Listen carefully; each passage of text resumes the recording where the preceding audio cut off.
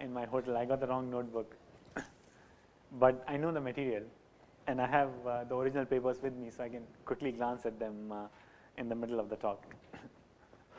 So in general, I know this is a somewhat different audience. What I'm talking about is not even that mainstream in general algorithms of theoretical computer science, and definitely among stochastics and networks it may be less mainstream. So I'll take a minute to explain what I mean by social algorithms. So social algorithms are algorithms where the main goal is to add socio-economic value to a system. It's not necessary to run something fast on a computer. Now, when if you want to do traditional analysis of algorithms, people at the back may not do. So if you do tradition, actually, can I ask for a volunteer?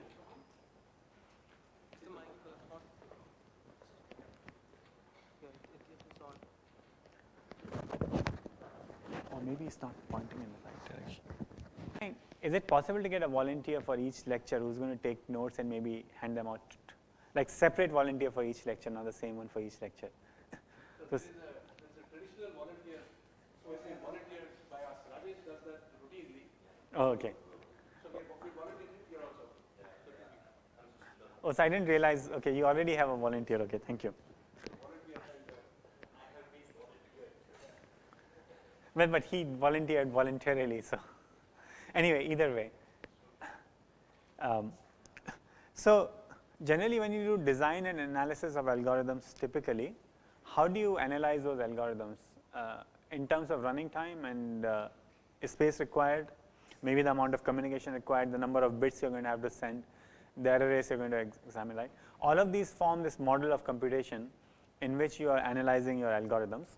For social algorithms, those models don't really exist. I mean, ultimately they have to run on a computer, and so computational issues do become important, and we will talk about some computational issues during the course of this mini course. But generally, the main guide that you use are models which are behavioral, like how do human beings behave?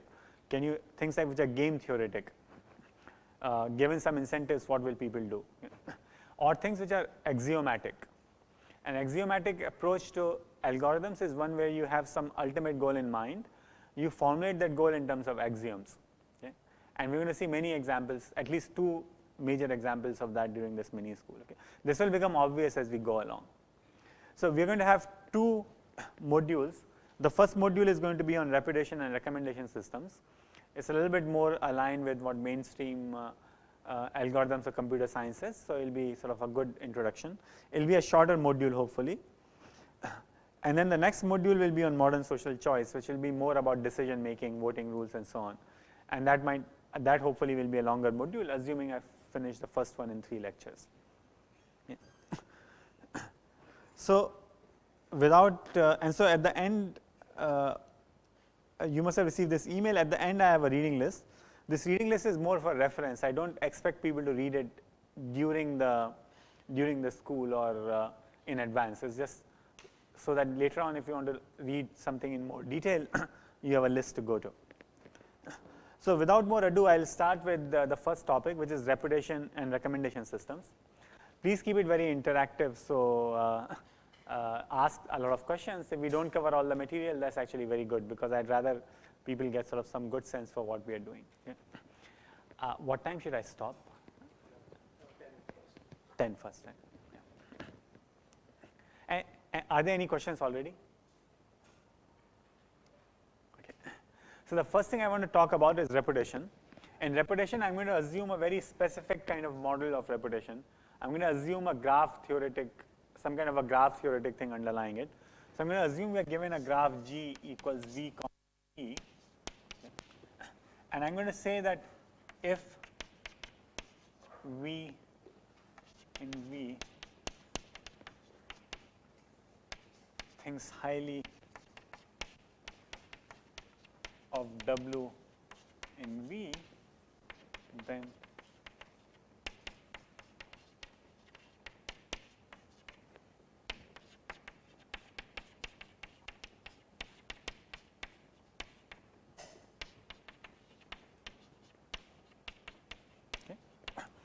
So we're going to use this to derive a very simple reputation system, PageRank, which everyone here has heard of, just from intuition.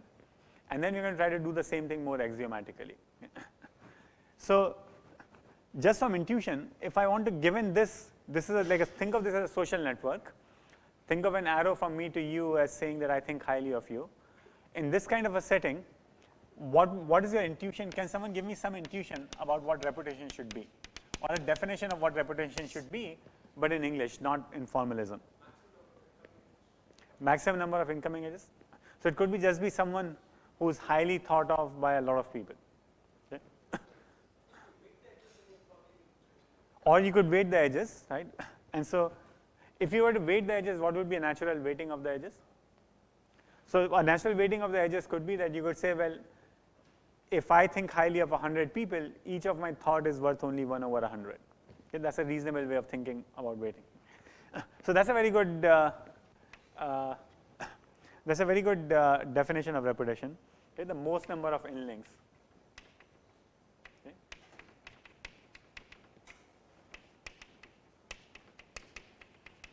Okay? So this is the Indian Institute of Technology, right? And I graduated from an IIT, and I'm now in an engineering school. And so whenever you see a problem as an engineer or a technologist, the first instinct is to come up with the algorithm or the solution, right? And so this is somewhat unique because this is like both an algorithm and also an idea. Okay? It's not just an algorithm. It's not just a way of computing. It gives you a way of computing, but it's also like an articulation of a principle. Now this is a fine definition, this is fine, but if you want to make it even less algorithmic, if you want to really get to sort of what reputation means to us, let's say, suppose there's a scientific conference, right? Or let's say there's a conference in theoretical computer science, and Christos Papadimitra thinks highly of someone. He's a well-known person in theoretical computer science. Versus say a beginning PhD student thinks highly of someone, because maybe this person is doing some deep learning with nice graphics, so this first year PhD student thinks it's a very good topic, but Christos likes to sort of go for maybe something deeper. Okay, so then how would you amend something like this definition? And highly reputed, right? Yeah. Yeah. So this is again like a somewhat algorithmic approach, right? You would weight. So what you're describing is sort of like an algorithm. Okay? Now, if you were to articulate the same idea in a non-algorithmic way, okay, that's when it starts to get more axiomatic, okay, or more normative. Okay? And let me describe the difference between normative and axiomatic. Okay? So a normative approach or a normative definition. Let's say a normative approach is to articulate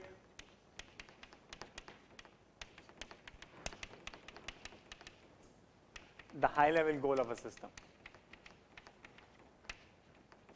Okay. An axiomatic approach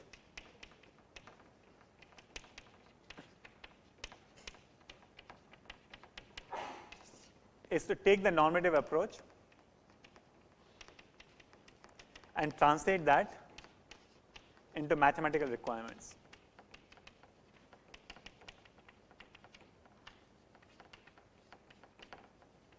Okay.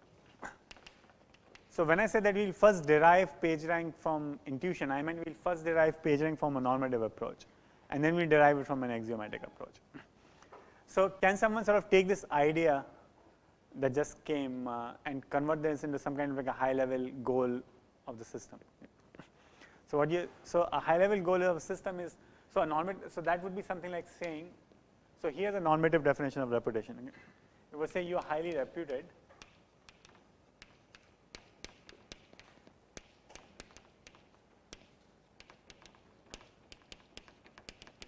if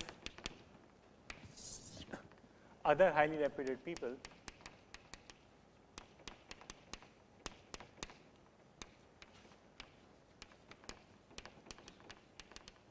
and I'm going to call them nodes.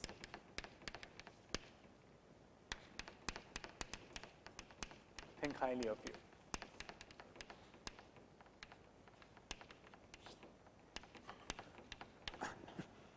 So this is an example of a normative approach. Oh, something happened. Thank you.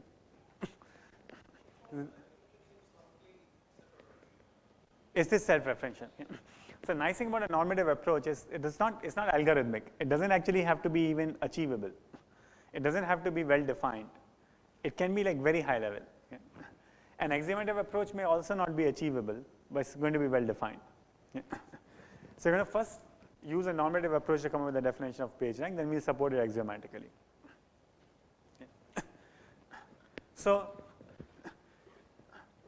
you're highly reputed. If other highly reputed individuals think highly of you, you want to convert this normative approach into an algorithmic approach or something that you can actually implement. Okay? And for that, of course, you need to start having some notation. Okay? So I'm going to have a notation, and my notation is going to be, I'm going to just use something very simple. I'm going to say, let's say pi of v is the reputation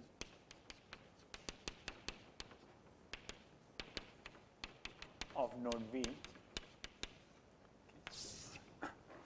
And it's an obvious translation, just a direct translation of this norm into a definition is going to be pi of v is the summation over all nodes w such that v comma w is in E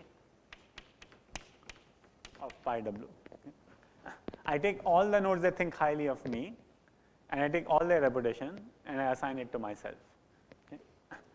Now, of course, for this audience, right, this like you're probably used to thinking more of equations of this type than of norms of that type. So it should be maybe it's immediately obvious what's one flaw in this definition. So what's a flaw in this definition, say mathematically?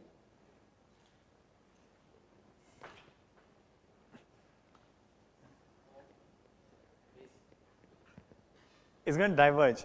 There's just too much reputation coming in. I think highly of Sandeep, he thinks highly of me, so just going to keep amplifying. Okay. And so the obvious way to correct is also something that came from the audience. You weight each edge. So you assign a weight to the edge v comma w, and the weight that you assign is inverse of how many nodes does, I made a mistake, sorry, w comma v is in E. Is the sum over all nodes w, so that w thinks highly of v, not that v thinks highly of w. So the way you weight each edge is just by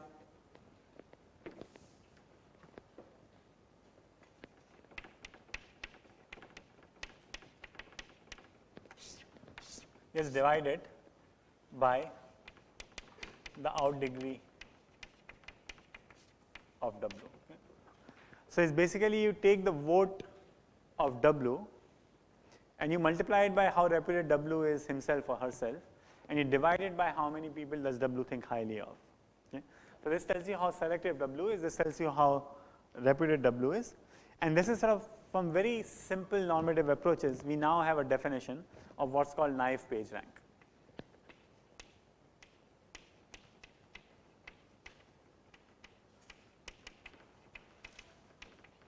Okay. So this is sort of, we are almost all the way to PageRank, and we haven't really sort of done anything, we haven't done any empirical work, we haven't done any algorithms, we haven't tested it on a web graph to see what works. Right? This is purely from a normative approach. Okay. Now I call this a naive PageRank, and so it's obvious, so there's some difficulties with this. So the reason this is still algorithmic and not completely intuitive is because once you do this thing from normative to algorithmic, then you analyze it mathematically, you start discovering flaws in your definition, and then you start fixing them mathematically. Okay. So how many people have already seen PageRank? I guess everyone. Can someone point out like one flaw in this approach? Sorry? Yeah. Well, I mean, first thing is it's not well defined. Yeah. It's a system of equations that you can't directly solve. Like you multiply all the reputations by a factor of 2, and this equation is always satisfied. So at the very least, you need to have a unique solution. Right? Like if a system of equations, you have a solution. So one thing that you would obviously fix, and actually that's actually just part of naive PageRank, is that you would say the summation over all v by v has to be 1. Okay. And then this, so this is basically what you would call naive PageRank. Yeah. Is there any other difficulty?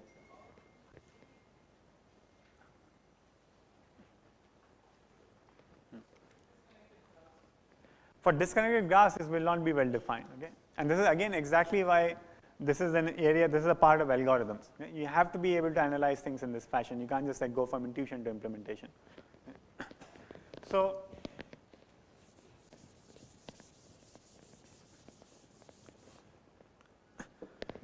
So let's say you have the following graph.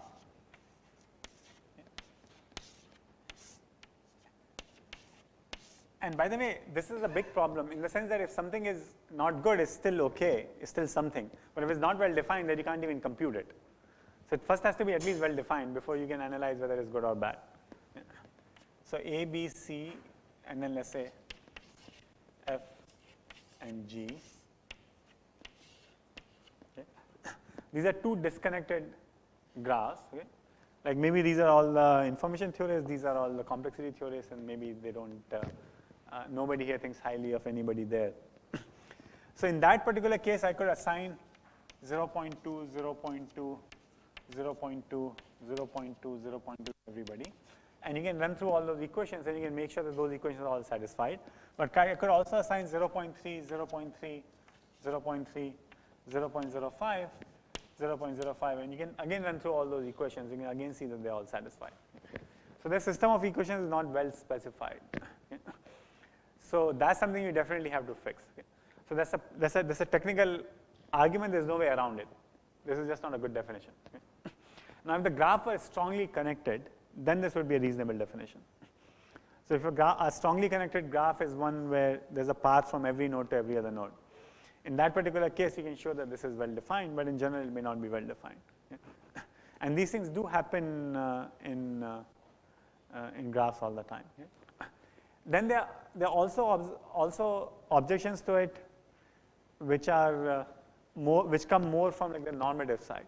Like once you start defining it and you start examining it, you'll find that there are some properties which don't really satisfy what your intuition or your normative understanding of reputation is. Okay. So here's an objection to this from the normative side. Okay. So let's imagine that you have this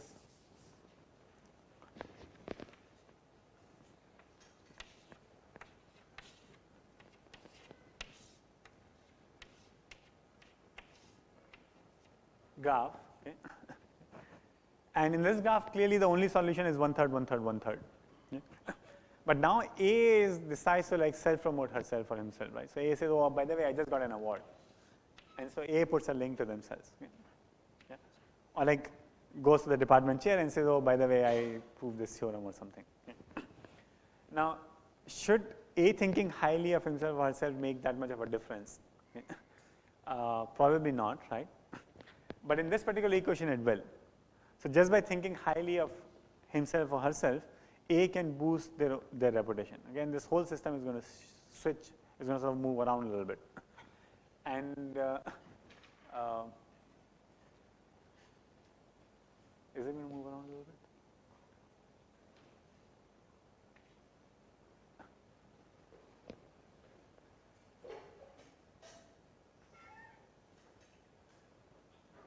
No, sorry, in this particular case, it's going to become undefined.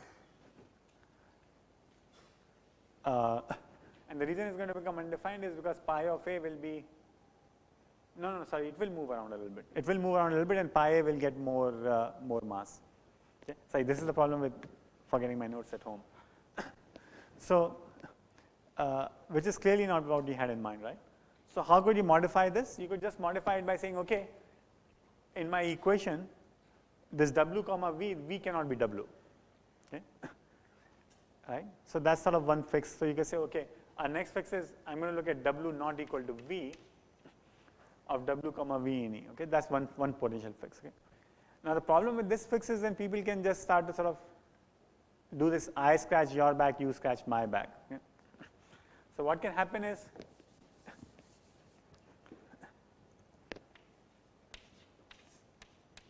let's say you have a network like this, and this is what people genuinely think of each other. But then A and C can say, okay, well, C, why don't I point to you and you point to me?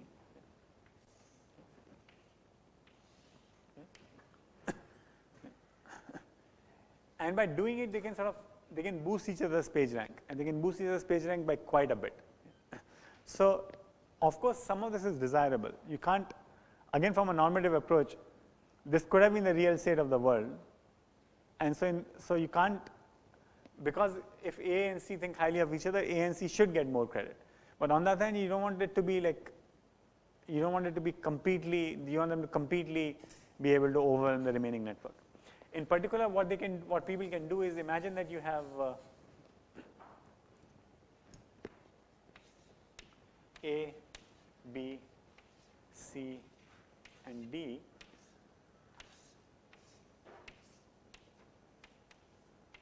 Okay. And A decides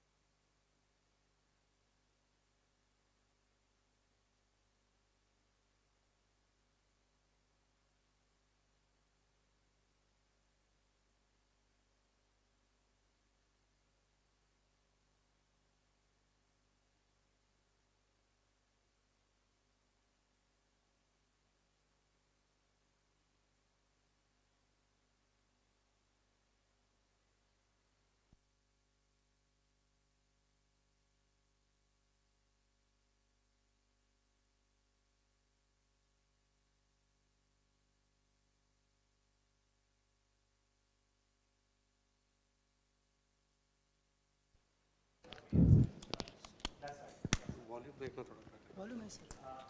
but also just structure it. The biggest single offender that we found was this is one data was Yahoo.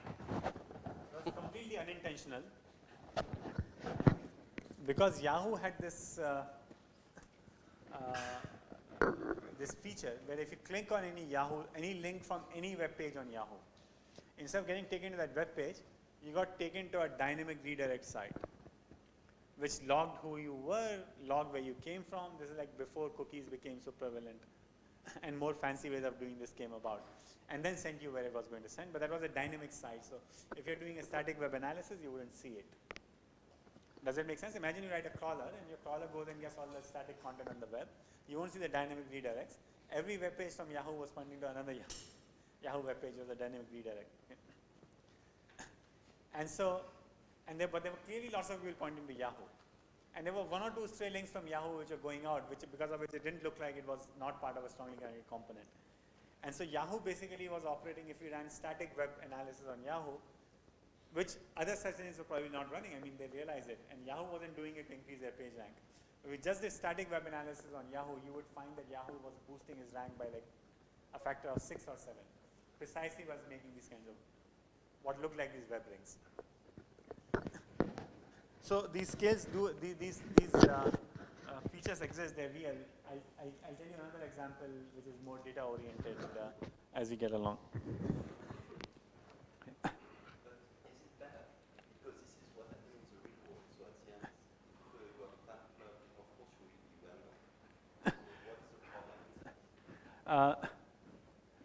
So I think that's why it's sort of, that's the difficulty. So the normative approach sort of says both things. It says if A and C genuinely like each other, that's okay. If this person genuinely has a fan club, that's okay. But it also says that you should not be able to fake a fan club. So on the web, you can make as many identities as you want. Like on Twitter, you can make many identities. And the question is, should we be able to sort of, if you make fake identities, how much should you be allowed to boost your page rank by?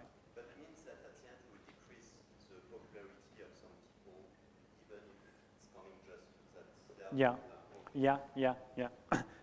And so I think, and that's going to become more clear when we go to the axiomatic approach.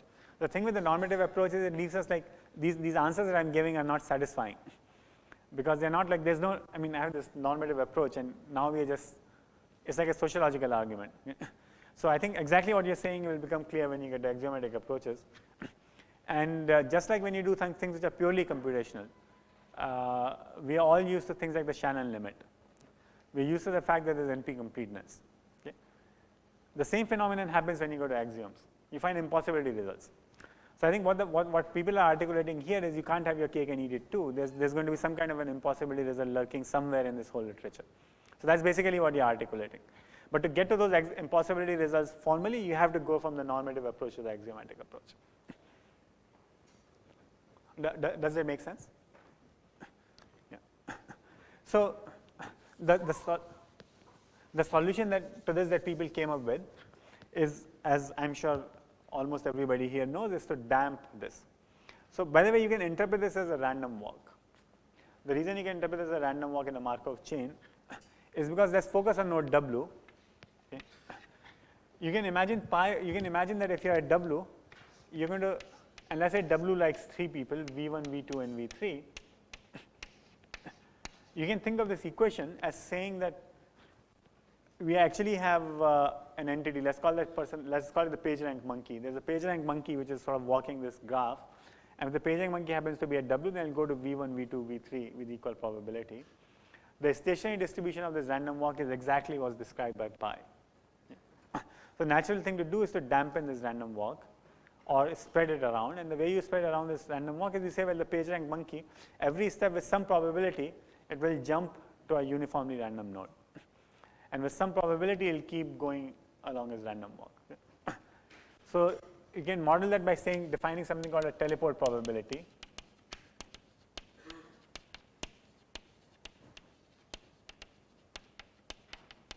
Okay. And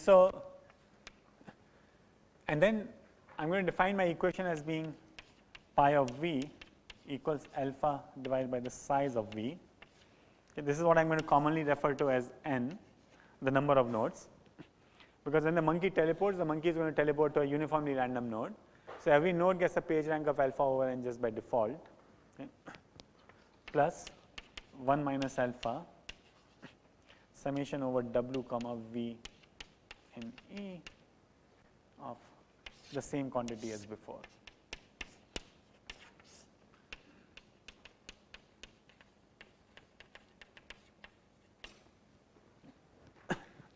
So this is going to be a new definition of page rank. This is basically all there is, I think.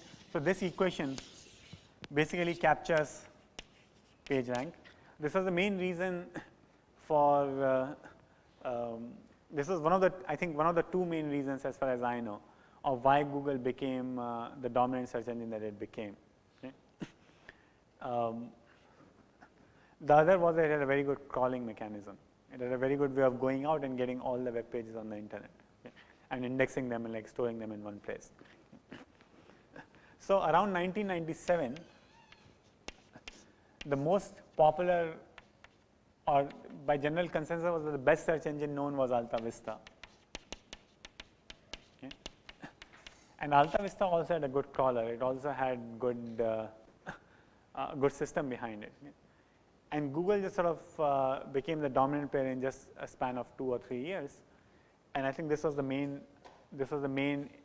reason why Google sort of leapfrogged Alta Vista and became the main search engine.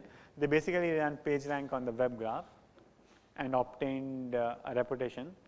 And then whenever you search for something, they would look at all the web pages that got returned and just sort them in decreasing order of PageRank. Okay. So this is the definition of PageRank. It has some, yeah?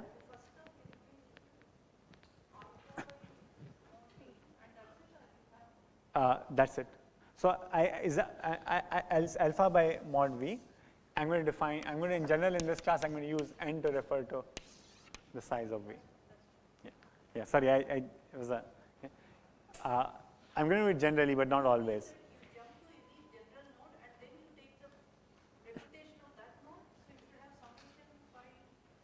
Yes. No, so you just jump to a random node. So basically what you're doing is, imagine it from the point of the PageRank monkey, okay? And again, I think what you're saying is also going to work. So I don't see any axiomatic reason, any normative reason why it shouldn't work, or any data-driven reason. But the way PageRank is historically defined is that the PageRank monkey is doing the following random walk. You're at a node, whichever node the PageRank monkey is at, is going to make a decision. With probability alpha, the monkey will say, I'm teleporting, I'm jumping. And when it jumps, it'll jump to a uniformly random node. With probability 1 minus alpha, the monkey is going to say, I'm going to keep following the graph. And it's going to do it every step.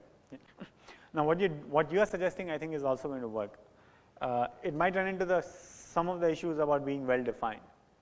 So, for example, I think it's going to run into some of those issues of where if you have two strongly connected components, it's not going to be well defined. But there's probably some other way of fixing it. So this is PageRank. Okay? Now, so what is it sort of?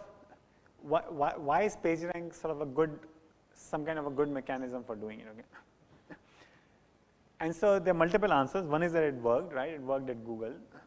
It captures some of our normative understanding of the problem.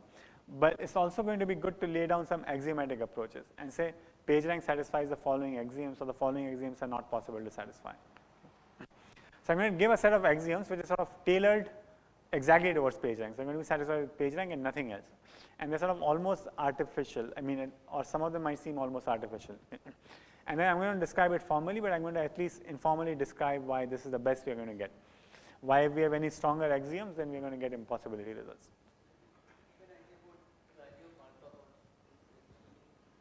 Sorry?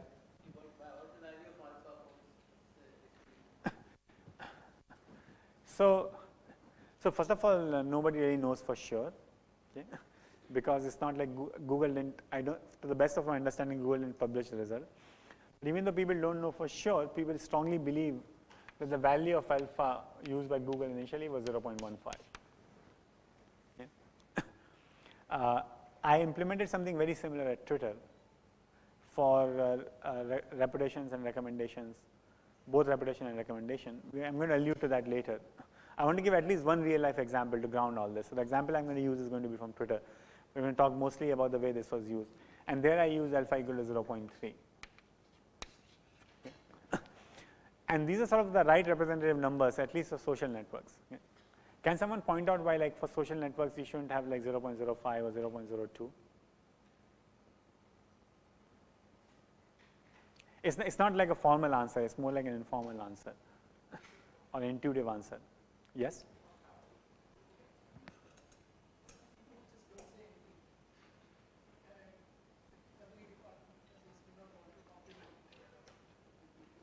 Yeah. So you want to have like a high enough alpha that everyone gets some base rank. Yeah, that's one good reason. The other thing is you must have heard of this thing called 6 degrees of separation. 6 degrees of separation, which is this informal idea. It's a formal experiment, but also an informal idea that everyone in the world knows everyone within 6 degrees without going through hierarchical paths. So of course everyone is going to be within 10 degrees because most people know someone high up in their organization who knows someone who's an MLA. I mean, it's the job of an MLA to be within 2 hops of everybody. So everyone knows somebody who knows an MP, and that MP knows the president of the country or the prime minister of the country, who then knows everyone else within 3 hops, okay, by a reverse path. So it's not surprising that people are within 6 hops of each other. What was really surprising in this experiment, that people are within 6 hops of each other without going through these high level paths. So we are going to be within 6 hops of each other by just using people, normal people. Okay. And so that's a famous experiment known as 6 degrees of separation.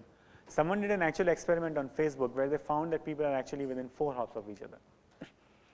So which means that once I'm like 5 or 6 hops from somebody, the fact that there's a path from me to them doesn't really mean anything. Okay. So imagine that a PageRank monkey starts at me, and then goes to Sandeep, and then goes to Professor Manjunath, and then like goes somewhere else, and then after that point, it doesn't really matter that it started from me. It's sort of irrelevant. Okay. But you want it to matter that it started from me. And so that's why when you apply these PageRank like ideas to social networks, you need to have like a high enough alpha. Like an alpha like 0.05 means you can take 20 steps on an average before you teleport. Okay. And that's not a great idea. Okay. And so once again, another advantage of using something like a normative approach is because you have a clear understanding in your mind about how what you're trying to achieve corresponds to what you're mathematically defining. You can then import ideas from the application domain to sort of guide your choice of parameters. Okay. So this is PageRank as is defined. Okay. I'm going to give an axiomatic approach which is going to lead to naive PageRank, not PageRank but naive PageRank. Okay. And again, because life is imperfect, it's hard to get an exact correspondence between axiomatic approaches and things that work well in real life. But at least still a very useful guide to designing social algorithms. Yeah.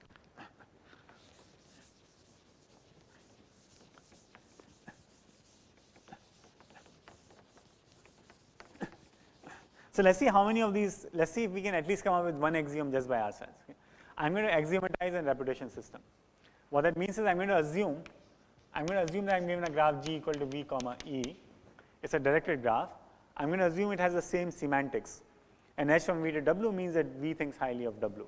Okay. And I want to come up with a reputation system. I'm going to call the reputation system, let's say F. Okay. So F is going to be something that takes G, the entire graph G, and gives a permutation, outputs a partial ranking.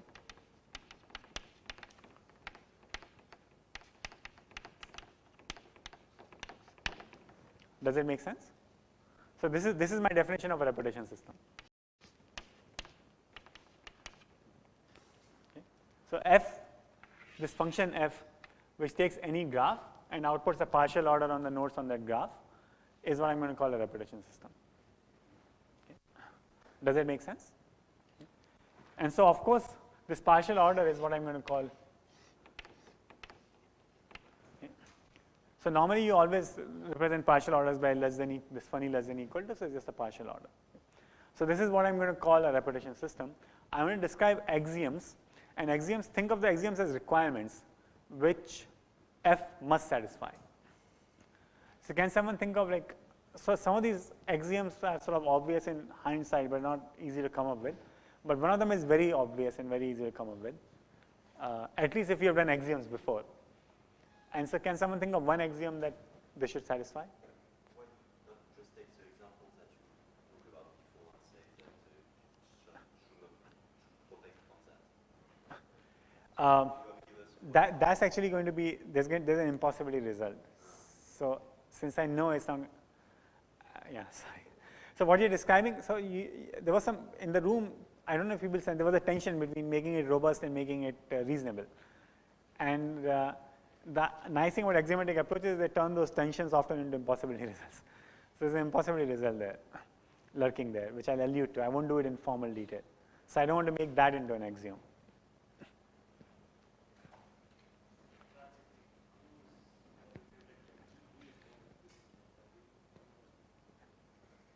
Yeah, transitivity would be a great example. Yeah. That unfortunately is not one of these axioms, but it's exactly one of, but it's exactly one of the axioms. There's an exact axiom that we're going to use in recommendation systems. It's going to be exactly called transitivity. Yeah. Here, as it turns out, you also have transitivity, but it's sort of a byproduct of other things that we have. Symmetry. Yeah. Does that make sense?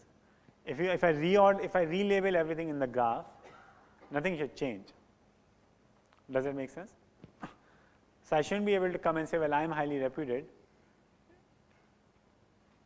if I'm claiming it just because I am me, as opposed to something that's invariant under relabeling. Okay? And so that's axiom number 1 is going to be isomorphism. Okay, or just symmetry.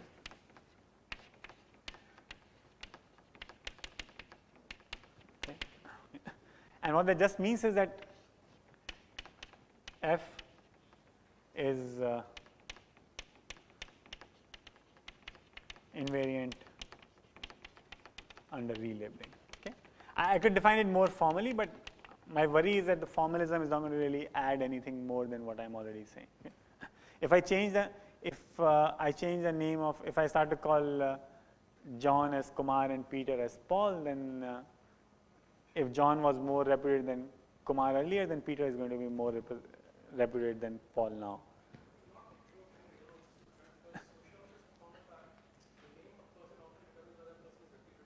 Yes, so it may not be true, okay? But it's still, we would like it to be axiomatically true. So it seems like a reasonable axiom to, right. So we would like it to be true, especially in representations that we are designing. And that's the other thing nice about sort of social algorithms, right? In the sense that in social algorithms, you're often designing the rules of the system. So there's a famous quote by this person called Andre Broder. It may not be originally his, but I heard it from him.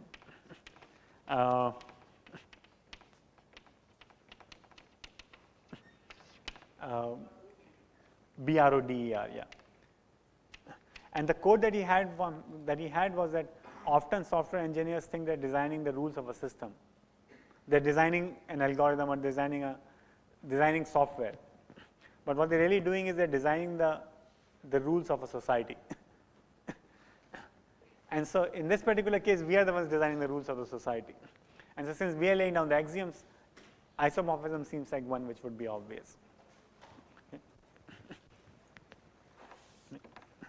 The other ones are sort of not quite so obvious.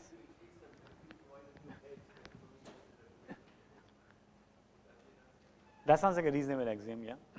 So, in fact, that's exactly an axiom. And that's exactly the axiom that's problematic. Because that's exactly the axiom that gets to this point that if somebody starts pointing to you, your reputation should go up, but this person might be you, or a copy of you, or someone who's under your influence. So that's exactly the right axiom, and that's exactly also the axiom that is going to later lead to impossibility results. And that axiom is, and again, there might be multiple ways of axiomatizing it. There might be a way of axiomatizing it exactly the way you described it, but the way the authors of this paper axiomatize it. This is a beautiful paper by Altman and Tenenholz. It's part of the reading list, which is why I didn't sort of, I'm not going to spend a lot of time with citations here because I have papers in the reading list already. So it's called the self-edge axiom. Okay? And I really, there might be a way of axiomatizing it the way you are saying it, but I really like the way that they axiomatize it. And the reason is because it makes it very transparent what the flaw with the system is. So this axiomatization is equivalent to the one that you are suggesting, except that this is something that people would immediately object to, and will immediately point to how we are going to get an impossibility result later. So the self-edge axiom is that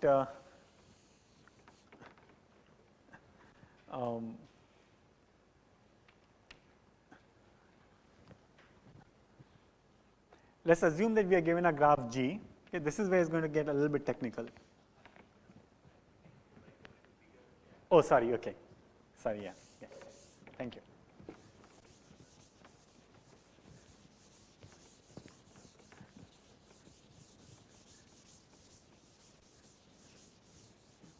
Especially because this is going to be the main, thanks for pointing it out, because this is going to be the axiom that's going to be the most important to sort of see formally.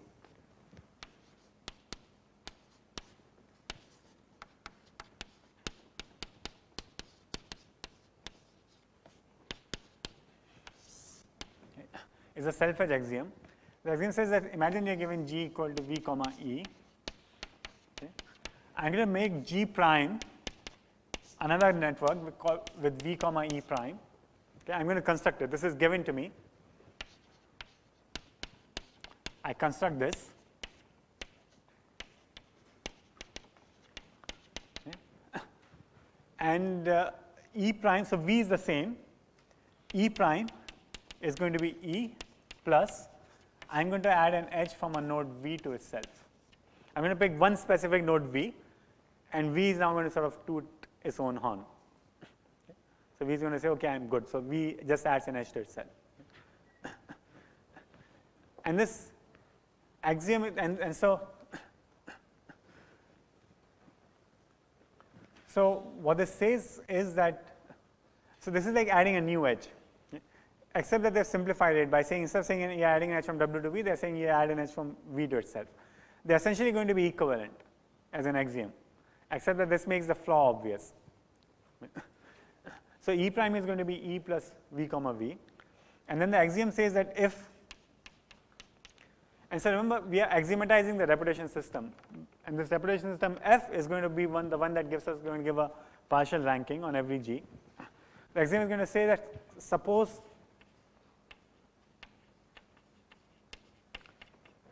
we have two nodes V1 comma V2 in V. So small v is a special node. V1 comma V2 are two other nodes which are not the special nodes. Then first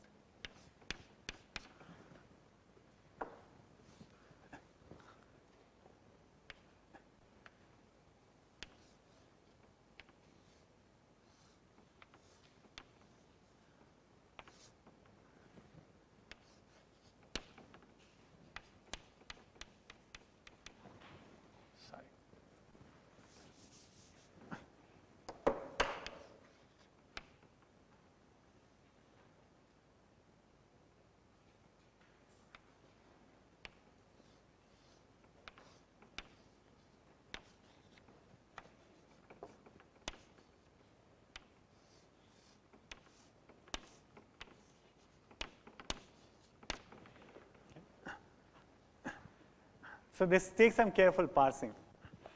What this says is that if V1 is at most as good as V in the partial order on G, okay? And that means you're given a reputation system. If that reputation system says that V1 is no better than V in the original graph, then the new graph V must be better than V1. So this is strict. Okay? So saying that V is not less than or equal to G prime is the same as saying that V is better than G prime in the partial ordering.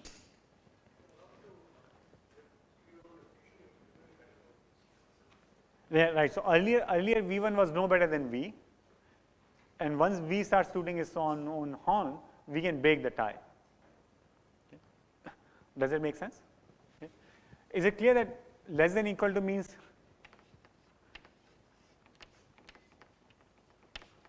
when I say A less than or equal to B in G, I mean B is higher rated.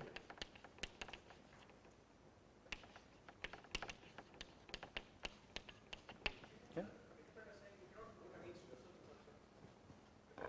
No, it's stronger than that, because it says that by voting for yourself, you can break a tie. Yeah. So you can also say that, but so I think the reason that the difference is important and subtle is because you're going to notice something as I go through the axioms. This is the only axiom which is going to ever be strict, which is going to ever include something which is strict. And so if you have no axiom which says that something has to be strictly better than something else, then the trivial reputation system which says everybody is the same is going to satisfy everything. And so this is the only axiom that's going to break a tie ever. That's going to ever be strict. And so hence what you are saying is also implied by this, but since it won't break a tie, it's not going to be enough.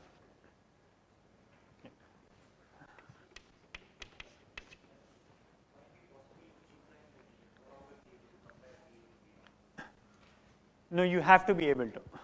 Because earlier they may have been incomparable. V1 is less than or equal to V, so V could have been higher rated than V1 or could have been incomparable in the partial order. And so incomparable means there's basically a tie. We can't say whether V1 is better or V is better. And what that means is that even if there was a tie, then once V starts to toot its own horn, V is going to become better. So there were two nodes that we couldn't compare earlier. One starts to do self-promotion and that node becomes better. There's some confusion on the notation effect.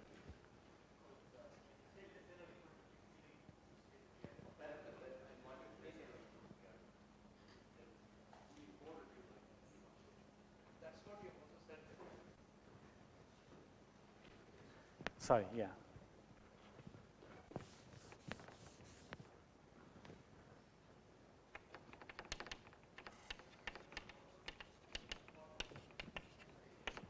Thank you.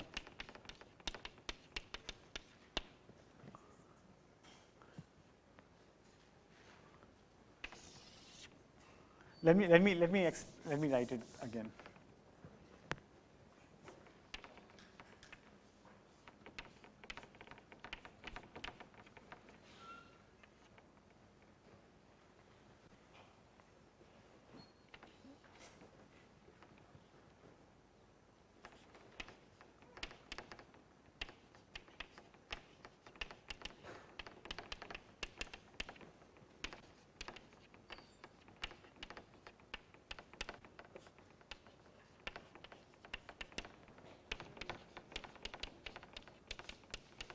And so I did skip some notation. Thanks for pointing it out.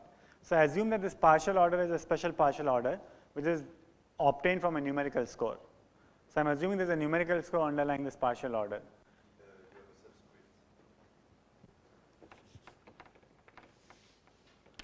Sorry. So I'm assuming that these partial orders are backed by a numerical score, and that numerical score could either be a tie or it could be a strict inequality. So it's a special kind of partial order. Any two are comparable, but they could be ties. So instead of a partial order, I could think of it as a total order with ties.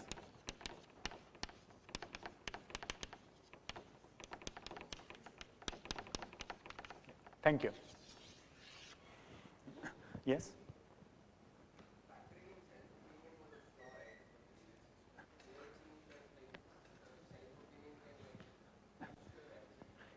So yes, I mean it is a somewhat unsatisfactory state of affairs. So on the one hand, it says that by self-boosting you are able to break ties. On the other hand, like someone pointed out, A, that does happen in real life, and B, you can prove formally that this approach is the same as the axiom that was being suggested, which was that if you add an edge from W to V, and there was a tie, then we should get higher. Okay. So in a sense, it's a flaw, but it's like a flaw. It's a flaw which is sort of A is supported by intuition. There's intuition which says that something like this should happen, okay. And B, at the same time, there's intuition that something like this should not happen, and that's exactly what leads to impossibility results in axioms. Yes. Yes. Yes. Yeah. Yeah.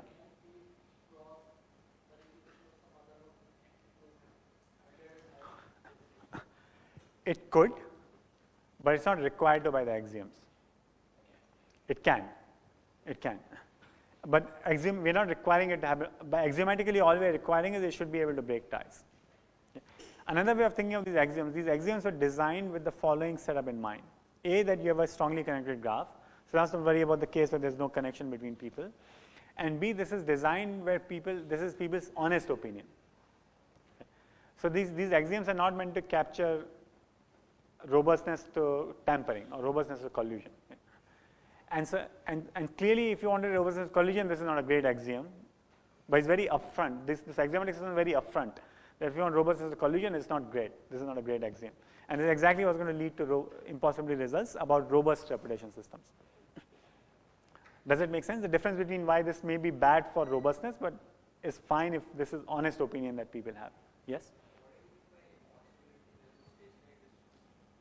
So I'm going to come up with, I'm going to come up with a set of axioms which are going to be uniquely satisfied by naive PageRank.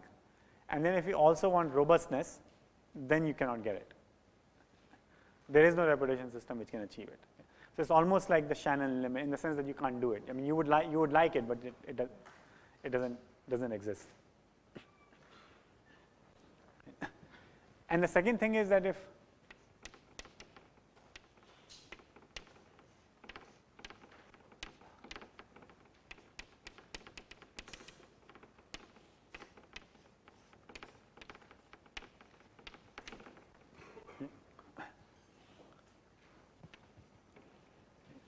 the second thing is more straightforward. It says that V added an edge to itself.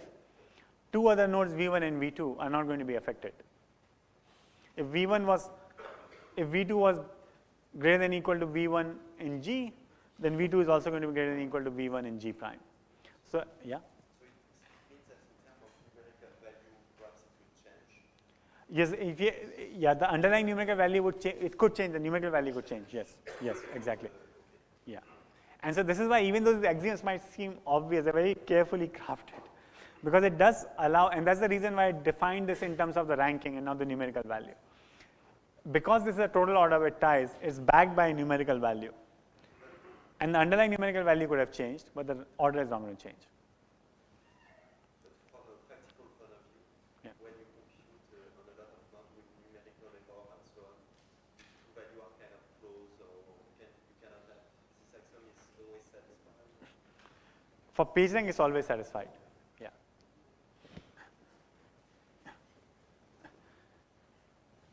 And so we got rid of the simplest and the most controversial, and the remaining ones had basically different ways of saying transitivity, which is the third idea that came. Okay? So I'm going to run through them just by examples of pictures. Okay? They're like basically simple examples of transitivity. Transitivity essentially is three axioms here. Yes.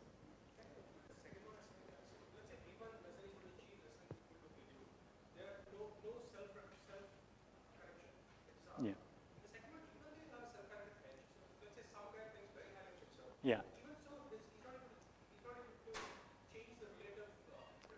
Of other people. Yeah. That's it, yeah. Can only benefit itself, cannot benefit other people by tooting its own horn. Yes?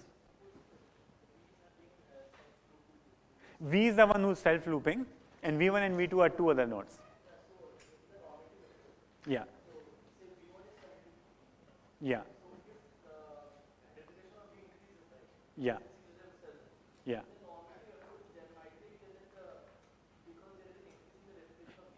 Yeah.